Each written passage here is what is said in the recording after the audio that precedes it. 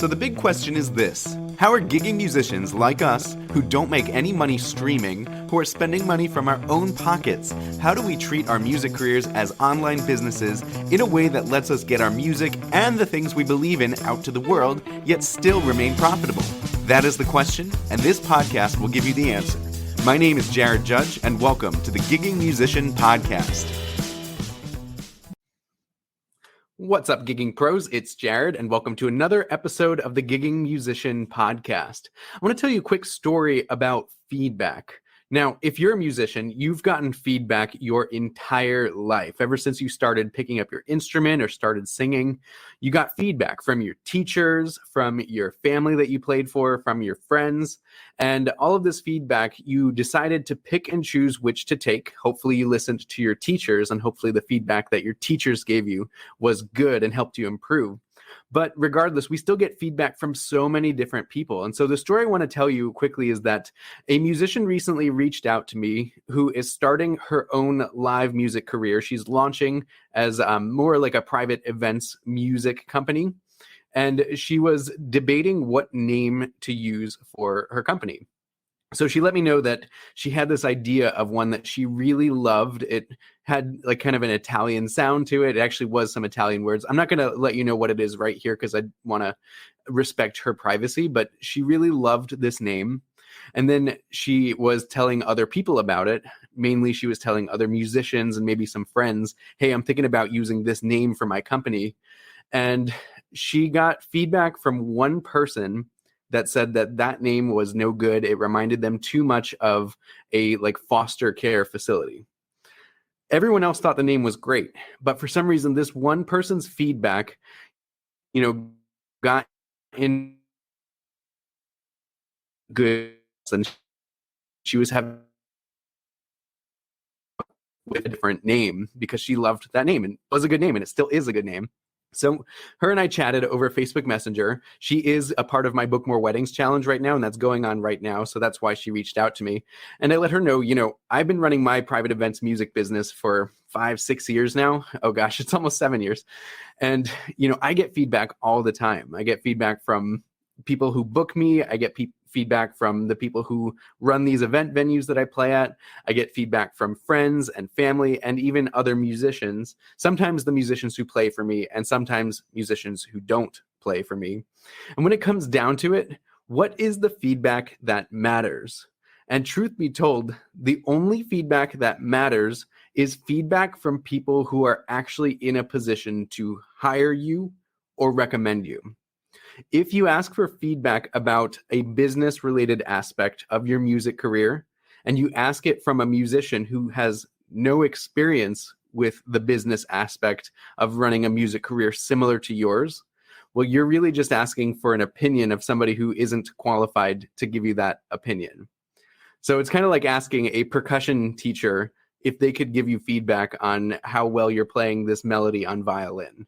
They might be able to give you some feedback about the rhythm of it and maybe tone quality, but ultimately they don't understand the mechanics of playing violin. They don't understand the approach that you need to have going into it, the posture that your body needs to have.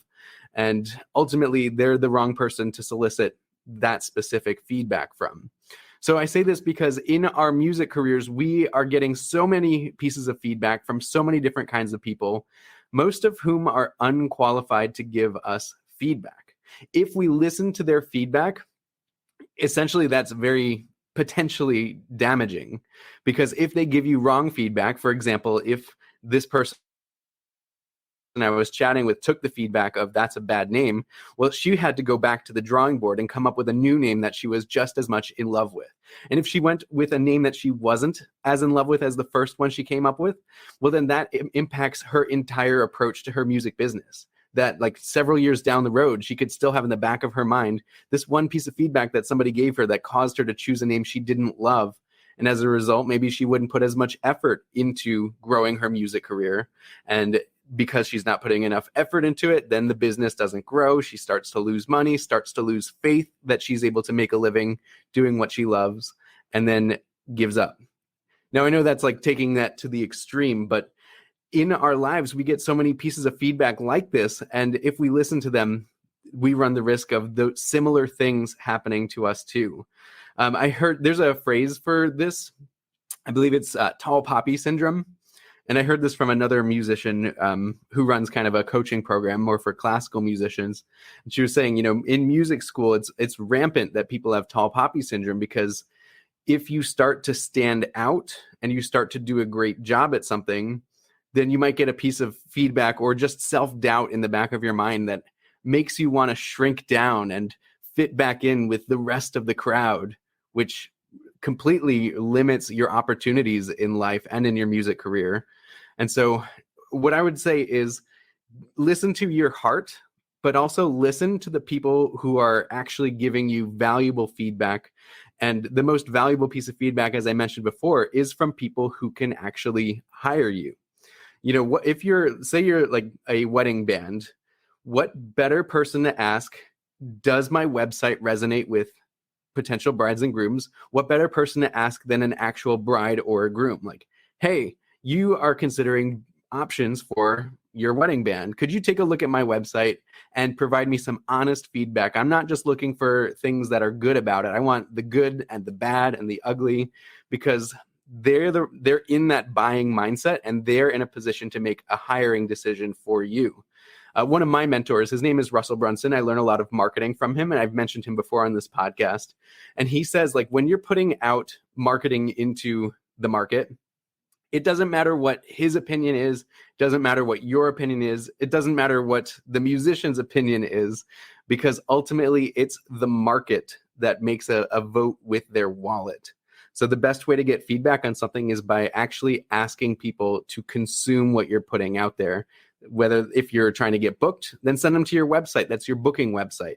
If you're trying to grow your streams on Spotify, well, put it out on Spotify and get the data. If you're trying to grow a YouTube channel, put out YouTube videos, and don't let opinions get in the way of you putting stuff out there, because only once you put it out there do you get the feedback that actually matters. All right, so I hope that helped you think about feedback in a different way.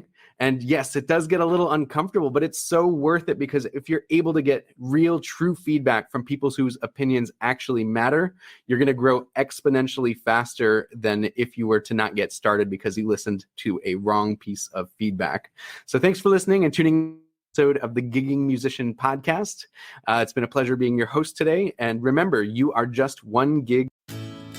Thank you for listening to the Gigging Musician Podcast. If you've loved this episode, then please take a screenshot on your phone and post it to Facebook, Instagram, or wherever you post stuff. And be sure to tag me and let me know what you liked about this episode and what you'd like to hear in the future. That'll help me know what to create for you. Also, I would love to give you the most incredible free gift ever, designed to help you book gigs and make a living doing what you love. You can get a copy of my Gigging Secrets book. Just go to giggingsecrets.com right now.